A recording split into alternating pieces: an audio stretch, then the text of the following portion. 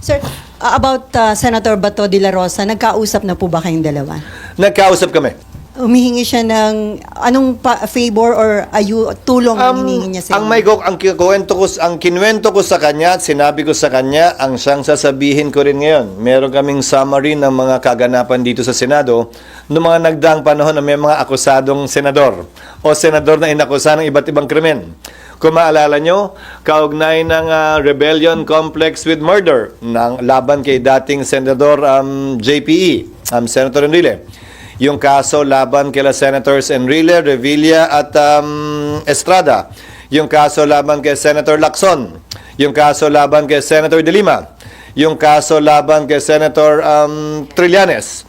Ito yung iba't ibang sitwasyon kinaharap ng Senado kung saan may kaso laban sa kanila. At ang naging pasya ng Senado ay ito, hindi nakabase sa batas, pero nakabase sa tinatawag na institutional courtesy. Hindi papayagan ng Senadong arestuhin ang sinumang miyembro niya sa loob ng Senado. Lalo na kung merong sesyon. Ang pinakamatagal na namalagi dito sa Senado ay si Senator Trillanes na namalagi dito ng humigit kumulang 25 araw. Bibigay ko sa inyo yung history sa mga nagdaang panahon para may reference kayo. Dagdag pa dito.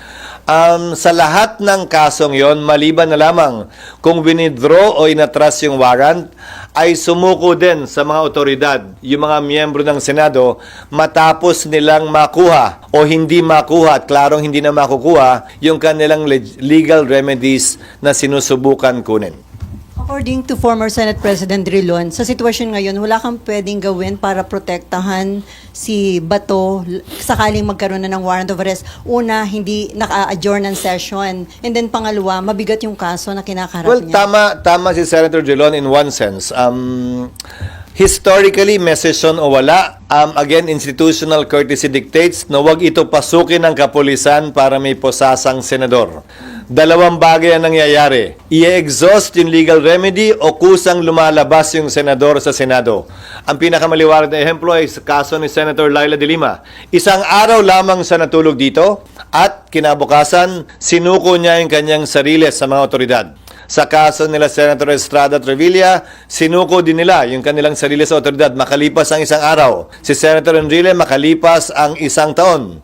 Si Senator Lacson ilang buwan hanggang hindi lumabas yung desisyon ng Korte Suprema. Nagtagusa, hindi sa Senado, sa labas. Pero ayon kay Senator Enrile, hindi daw niya trabaho na hanapin si Senator Lacson o sabihin ko nasan siya kung nalalaman man niya. Trabaho daw ng mga otoridad yon noong mga panahon na yon.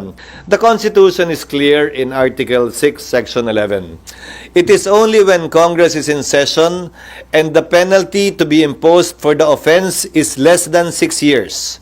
Is a member of the Senate or Congress immune from arrest? Magpapatuloy yung kaso pero hindi pwedeng arestuhin. Sa kasong ito ng ICC, ang mga batas kasi natin klaro yung penalty, di ba? The penalty of 1 year to 6 years, the penalty of life imprisonment, the penalty of prison correctional, which is 6 years to 12 years. Klaro naman yun eh.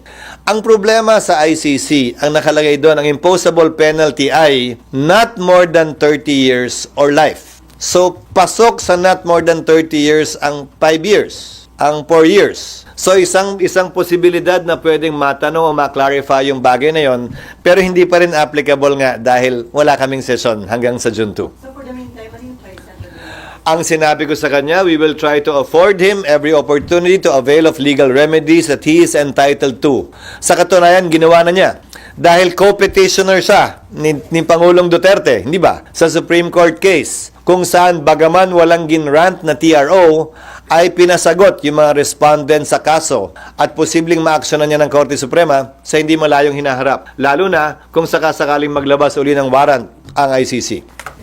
Sir, ibig sabihin, so in short, hindi lang siya pwedeng arestuhin inside the premises of the Senate. Inside the premises of the Senate, and that practice is also part of our rules. But again, hindi naman ito rason para, kasi yung nangyari kay Senator Trillanes, 25 days. Ano yung sitwasyon nun? Ni-revoke, binawi yung amnesty. At pending sa korte, yung pagbawi ng amnesty kung legal nga ba yun o hindi. Wala pa. Nagde-decide yung korte kung mag-iiso o hindi, pero anytime pwedeng ilabas. So namalagi siya dito hanggang isinangtabi ng korte yung pag-i-issue ng warrant of arrest dahil naglabas na ng desisyon ng Korte Suprema na hindi pwedeng i-revoke ang amnesty na ibigay na. So, sir, ang tanong, sir, is papayagan nyo ba siya na mag-sanctuary dito kung meron ng warrant of arrest? I mean, kung hindi pwedeng isilbi dito, pwedeng mag-stay? Hindi para sa akin na pigilan si Senator Bato na magtungo dito, desisyon niya yon. Pero ang hangganan siguro noon ay hanggang makakuha at klaro na kung anong magiging pasya ng korte kaugnay sa kanyang pag-avail ng kanyang judicial remedies na karapatan niya. Hindi lamang bilang senador, bilang isang ordinaryong mamamayan. Sir, so kung, in theory, kung ako arresting officer, abang ako na lang siya sa gate ng Senado. Hindi para sa akin na idikta sa kanila kung anong dapat at hindi nila dapat gawin. But that is theoretically possible. Again, within the premises of the Senate. Outside the gate. Labas ang Senado ron. Sir, sorry. So, kahit po walang session, basta nasa loob siya ng premises, Kasama yan sa mga Kahit wal- kasama yan sa mga president na binanggit ko dun sa mga dating senador na binanggit ko. kahit walang session, basta nasa loob siya ng Senado, hindi pwedeng arrestuhin. Hindi pinayagan ng mga nauna ring Senate President.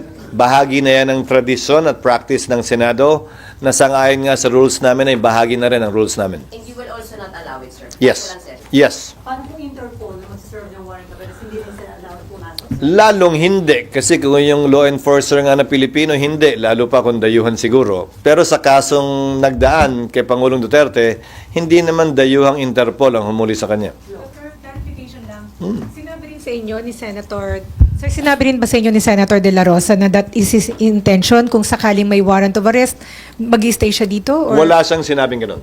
So, Nagtanong lamang siya ng iba't ibang options na pwede sa kanya. like, sir, Iba't ibang options na pwede sa kanya di kaugnay ng Senado. Hindi ako isa sa mga abogado niya para magbigay ng suggestion maliban sa pwedeng magawa o gawin ng Senado. At hindi rin para sa akin na sabihin ko ano yung mga options na nabanggit niya. Nasa sa kanya yun. sir, parang parang theoretical pa rin naman. So, kung may warrant of arrest, pili niya magstay dito, papayagan niyo ba yun? Wouldn't it be bad for the Senate as in an institution na merong magtatagal magstay dito dahil ayaw masilbihan ng warrant of Again, arrest? tradisyon yan at rule yan na bahagi na ng Senado dahil naging practice ng Senado bilang pagtatanggol nga sa institusyon at institutional courtesy. Ulitin ko, wala sa batas yan pero nasa rules ng Senado at institutional courtesy lamang yan. Hindi naman sa habang panahon hanggat mabigyan siya ng sapat na panahon na magkaroon ng linaw o pagpapasya yung kanyang judicial remedies. Yung sinabi niyo po na bibigyan niyo siya ng tulong para sa legal remedies, what do you mean by that, sir? Tutulungan siya ng mga abogado ng Senate? Hindi. Hindi ko sinabing tutulungan siya hanggang maresolbahan yung kanyang judicial remedies na available sa kanya. Yun nga sir, nabanggit at may hiningi sa Pwede naman yon, pero hindi na nag-issue ng TRO ang Korte Suprema. Yun sana yung pwedeng sandalan nun. Pero baka premature din kasi wala naman siyang warrant of arrest. So pwede siyang mag-reconsider at humiling ng pag-issue pa ng TRO kapag ka nag-apply na sa kanya. Meron na po nag-coordinate from ICC para humingi ng documents ng Senate Wala. for hearings. Wala sa aking tanggapan at wala pa rin sa Secretary General na sinasabi sa akin. Naaasahan ko namang sigurong sasabihin agad sa akin pag may ganun.